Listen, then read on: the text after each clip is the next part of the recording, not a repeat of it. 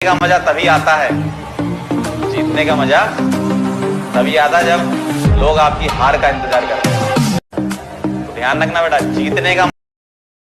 तो दोस्तों next part में हम लोग जो आए हैं, तो इसमें जो लास्ट क्वेश्चन हम लोगों ने बनाया था एक्सरसाइज 1.2 का, ये वाला हम लोग का चल रहा था 1.2। देखिए जी, ये 1.2 चल रहा था। इसमें जो लास्ट क्वेश्चन हम बनाए थे, जो इम्पोर्टेंट क्वेश्चन था वो ये वाला बनाए थे, यानी 6 और 7 बनाए थे। ठीक है, लास्ट क्वेश्चन हम देख लेते हैं। ये दोस्तों ये 7 क्वेश्चन देखिए, 7 क्वेश्चन ऑलरेडी आपके पास है। ठीक है, अब जो हम लोग चल रहे हैं वो है 10 नंबर क्वेश्चन। 10 इंपॉर्टेंट है दोस्तों। तो दोस्तों 10 क्वेश्चन देखिए। 10 का क्वेश्चन मैं पहले आपको दिखा देता हूँ, उसके बाद इसको बनाना स्टार्ट करता हूँ।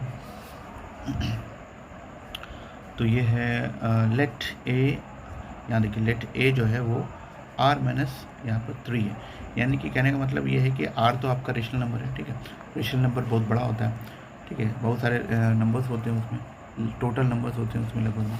ठीक है, उसमें जो है 3 को छोड़ के आपको रेशनल नंबर लेना है, यानी कि 3 को हटा देना है। तो एज में रेशनल नंबर तो है, लेकिन एक एक्सेप्शन दे रहा है कि 3 को छोड़ देना है। तो इस तरह से बी में जो रेशनल नंबर है, बी भी रेशनल नंबर ही है, उसमें 1 को छोड़ना है। ठीक है, ये दो चीज़ समझ में आ गई। चलिए अब देखिए इसमें क्या है। Consider the function F such that A tends to be defined by. अब यहाँ फंक्शन दिया हुआ है x minus 2 divide by X by 3। क्या प्रूव करना है? Is F 1 and onto पूछ रहा है, 1 है और ऑन टू है कि नहीं। दो चीज़ पूछ रहा है, 1 है कि नहीं, ऑन टू है कि नहीं। जस्टिफाई योर आंसर, इसको जस्टिफाई करना है। तो 3 चीज़ देखना है आपको। पहला चीज़ ये ए बी, दूसरा ये तो खैर रहता है ये फंक्शन, दूसरा ये, और तीसरा क्या हमको प्रूव करना है। ये मेन मुद्दा है, ये कंडीशन है। ठीक है, ये कंडीशन दिया हुआ है और पूछ रहा है क्या ये होगा कि नहीं होगा। चलिए देखते हैं कर सकते हैं कि नहीं होगा। तो लेट्स सी क्वेश्चन। तो दोस्तों ये तीनों चीज़ मैंने लिख दी यहाँ पर, A R minus 3, B R minus 1, F A to B F X दिया हुआ है। अब यहाँ क्वेश्चन दिया हुआ है इस एफ 1 एंड ऑन टू। चलिए अब सोल्यूशन करते हैं। लिखते हैं गिवन एफ एक्स बराबर x 2 divide by x minus 3। अब एक बात हमेशा यहाँ पर ध्यान रखिए, ध्यान देने वाली बात ये है, मुद्दा यही है। इस मुद्दे के साथ थोड़ा सा हमको देखना है कि इसमें मुद्दे में क्या क्या हो सकता है। एक चीज़ समझिए, नीचे में अगर ये एक्स माइनस 3 है, तो अगर यहाँ पर हम 3 डाल देते हैं तो क्या हो जाएगा, ये 0 हो जाएगा। ठीक है, एक्स की जगह पर हम 3 डाल दें, यहाँ भी 3 डाल दें, तो 3 माइनस 2 1 हो जाता है, और 3 माइनस 3 0। तो ऊपर का हमको कोई लेना देना है नीचे, क्योंकि नीचे जो है, तो एक चीज़ ध्यान रखिएगा कि नीचे में अगर आप कुछ लिखते हैं, नीचे में अगर आप 0 आ जाता है, ठीक है, नीचे अगर 0 आ जाता है कोई भी चीज़, जैसे 1/0, ये क्या हो जाता है, इन्फिनिटी हो जाता है। नीचे अगर 0 आया तो इन्फिनिटी होता है। इन्फिनिटी आ जाएगा, आपका सारा काम खत्म हो जाएगा, क्योंकि इन्फिनिटी के साथ आप क्या खेलिएगा, कुछ नहीं कर सकते। तो इसको नहीं लाना है। तो इसी के चक्कर में इन्फिनिटी, चूँकि आपका रेशनल नंबर में नहीं आता है। इन्फिनिटी क्या होता है? इन्फिनिटी होता है कि सबसे बड़ा नंबर को डिनोट करने का तरीका है। इन्फिनिटी कोई नंबर नहीं है, याद रखिएगा, डिनोट करने का। अब बड़ा नंबर क्या हो सकता है भाई आपके हिसाब से? बड़ा नंबर, आपके हिसाब से बड़ा नंबर कुछ होगा, मेरे हिसाब से और आगे होगा। कोई भी नंबर बोलिएगा तो उससे बड़ा एक नंबर होगा। इसका मतलब इन्फिनिटी सिर्फ दिखावा है, एक तरह से सिर्फ एक बताने का जरिया है कि सबसे बड़ा नंबर कौन होगा, नहीं पता। तो पता क्या चला कि यहाँ पर हम 3 नहीं रख सकते हैं। ठीक है, यानी कि 3 हम नहीं रख सकते। तो ऑलरेडी यहाँ दिया हुआ कि देखिए ए में 3 आप नहीं रख सकते। ठीक है, बात समझ में आ गई। चलिए ए में 3 नहीं रख सकते, यानी कि ए क्या है हमारा यहाँ। अब देखिए ए कौन सा रखा, देखिए ये ए वाला पार्ट है। ठीक है, तो ए में 3 नहीं रख सकते। ए कौन पार्ट है, एक्स वाला पार्ट, यानी कि एक्स में हम 3 नहीं रख सकते हैं। तो चलिए ये क्लियर हो गया बात। चलिए अब यहाँ तक तो क्लियर है, अब देखते हैं इसको। ठीक है, अब 3 तो रख नहीं सकते, तो हम क्या क्या रख सकते हैं। यहाँ देखिए क्या, पहले हम यहाँ पर डाल के देखें 0। अब कोई मर्जी, आर है ना, तो आर में तो कुछ भी रख सकते हैं सिवाय 3 के। 3 पहले ही मना कर चुका है, 3 नहीं रखना है, क्योंकि 3 रखने पर क्या आ जाता है, इन्फिनिटी आ जा रहा है। फिर ठीक है, तो x बराबर 0 कर दिया। उसके बाद x 0 रखा। जब x 0 रखा तो एफ एक्स कितना आ रहा है, 2/3 आ रहा है। ठीक है, करके देख सकते हैं। देखिए 0 - 2 -2 हो गया, 0 - 3 -3 हो गया, माइनस माइनस कटा 2/3, तो ये एफ एक्स हो गया 2/3। अब उसके बाद देखिए दूसरा पॉइंट रख रहे हैं, एक्स बराबर 1 तो रख सकते हैं। 1 रखा, तो 1 रखेंगे तो 1 - 2 और 1 - 3, तो कितना हो जाएगा, एक में 2 गया तो ये हो जाएगा -1, और एक में 3, यानी कि 1/2, क्योंकि माइनस माइनस कट जाएगा तो 1/2 लिख दिया। उसी तरह से 2 रखा तो 0 हो रहा है, तो 0 रखा तो क्या हो रहा है 2/3, 0 रखा तो 2/3 हो रहा है, तो मिला दिया। 1 रखा तो 1/2 हो रहा है, 2 रखा तो 0 हो रहा है, ये सारा चीज़ मिल गया आपको। तो ये मेरा मैपिंग हो गया। तो आपको कैसा लग रहा है कि एक यूनिक वैल्यू का एक अलग यूनिक वैल्यू है, ठीक है। मिलान कैसे हो रहा है, 1 पे 1, 1 पे 1, 1 पे 1, यानी 1 1 1 1, 1 से 1, तो 1 1 1 1, यानी कि 1 1 हो गया ये, ठीक है, 1 1 हो गया। यही तो प्रूफ करना था, 1 1 प्रूफ करना था। अब एक और तरीके से प्रूफ करते हैं, जस्टिफिकेशन करते हैं इसका। पहले इसको लिख देते हैं कि every unique domain we have different range, ठीक है, मतलब कि अलग अलग यूनिक डोमेन का अलग अलग रेंज हो रहा है, ठीक है। तो जब ऐसा होता है तो क्या मानते हैं हम लोग, तो इट इज़ 1 1। अब प्रूफ देखते हैं। प्रूफ करने के लिए proof for 1 1, let x1, x2 belongs to A such that fx1 बराबर fx2, ऐसा होना चाहिए, ठीक है। fx1 बराबर fx2 होना चाहिए, fx1 बराबर fx2 होना चाहिए, मतलब यहाँ पर मान ले रहे हैं, हमको प्रूफ क्या करना है, x1 बराबर x2।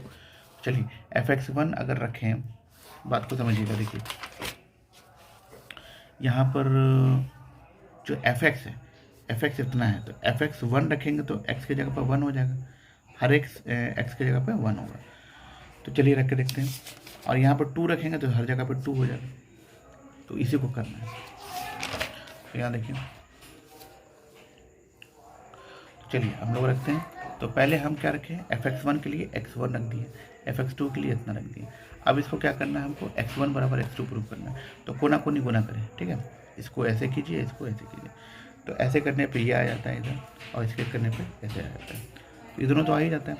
उसके बाद इसको मल्टीप्लाई करना है, जैसे मल्टीप्लाई करते हैं वैसे मल्टीप्लाई करना है। x1 x2 लिखा हुआ है, x1 × 3 - 3x1, तो इस तरह से कीजिएगा तो x1 x2 कट जाएगा, ठीक है। क्यों कट जाएगा, दोनों सेम चीज़ है, सेम साइन है, और इक्वल टू के अगल बगल में है, तो ये कट जाएगा। 6 भी देखिए सेम सेम साइन है। उसके बाद -3x1 में इसको इधर लेके आइए, x1 की जगह पे ये x1 इधर लाना है, ठीक है। तो -3x1 इधर से आएगा +2x1, तो मैं कितना आ जाएगा -x1। पूरी तरह से इधर लेके जाना है, -3x2 है, ये वाला उधर जाएगा, तो +2x2, ये भी -x2, माइनस कटा, x1 बराबर x2, तो x1 जब x2 के बराबर हो जाता है तो क्या कहेंगे हम लोग, हैंस 1 1, ठीक है। चलिए क्लियर हो गया, हमको दोनों तरफ से प्रूफ कर दिया, मैप से भी प्रूफ कर दिए हम लोग, और यहाँ से मैप से भी प्रूफ हो जाएगा, और यहाँ पर जस्टिफिकेशन भी कर दिया, जो कि तरीका है, ये तरीका है, ठीक है। अब देखते हैं हम लोग फॉर ऑन टू के लिए। तो भैया ऑन टू के लिए क्या चाहिए, तो देखिए y = दिया हुआ है इतना, ये दिया हुआ है fx बराबर, यही तो है, fx को ही y कहते हैं हम लोग, और x ≠ = 3, तो ये तो लिखा हुआ है, ये तो कंडीशन है।